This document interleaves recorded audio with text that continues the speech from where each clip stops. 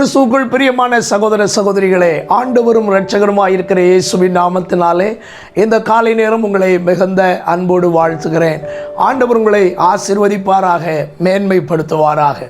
இந்த காலை நேரம் நம்முடைய தியானத்திற்காய் ஆண்டுடைய வேதத்திலிருந்து ஒரு வசனத்தை வாசிக்க கேட்போமா?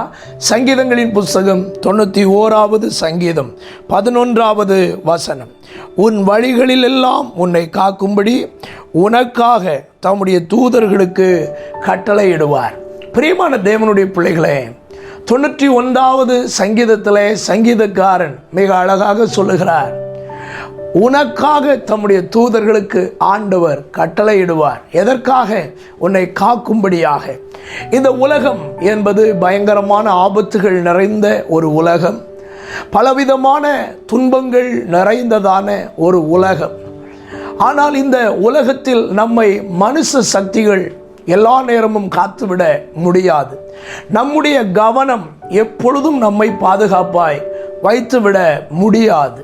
அன்பான கர்த்தருடைய பிள்ளைகளே, ஆனால் நம்முடைய தேவனிடத்திலே பாதுகாப்பு படை என்று ஒரு பெரிய படை இருக்கிறது. அது அவருடைய தூதர்களை கொண்டு அவர் செய்கிறதான ஒன்று. இந்த காலை நேரத்தில் ஆண்டவர் தம்முடைய தூதர்களை கொண்டு நம்மை காவல் செய்கிறவராக இருக்கிறார். நாம் எங்கே போனாலும் கர்த்தர் தம்முடைய தூதர்களை அனுப்புகிறார். நாம் எப்படிப்பட்ட நிலைமையிலே வாழ்ந்தாலும் கர்த்தர் தம்முடைய தூதர்களை அனுப்புகிறார். வேதத்தில் ஆண்டவர் தூதர்களை அனுப்பி பாதுகாத்த அநேக சம்பவங்களை நாம் அறிந்திருக்கிறோம். சிறைச்சாலையிலே பேதுரு அடைக்கப்பட்டிருக்கும் பொழுது ஏரோது அவரை வெட்டி கொலை செய்ய வேண்டும் என்று தீர்மானம் பண்ணி இருக்கும் பொழுது சபையார் அவருக்காக ஊக்கமாய் ஜெபம் பண்ணுகிறார்கள். கர்த்தர் அந்த சிறைச்சாலைக்குள்ளே தூதனை அனுப்பி அவரை விடுதலையாக்கி பத்திரமாய் காத்து மறுபடியும் ஆலயத்துக்குள்ளே கொண்டு வருகிறதை நாம் பார்க்கிறோம். இதுபோல ஏராளமான காரியங்களை நம்மால் சொல்ல முடியும். இந்த காலை நேரத்திலேயும் உங்களுடைய இருதயம் விசுவாசத்தினால் நிரம்புவதாக.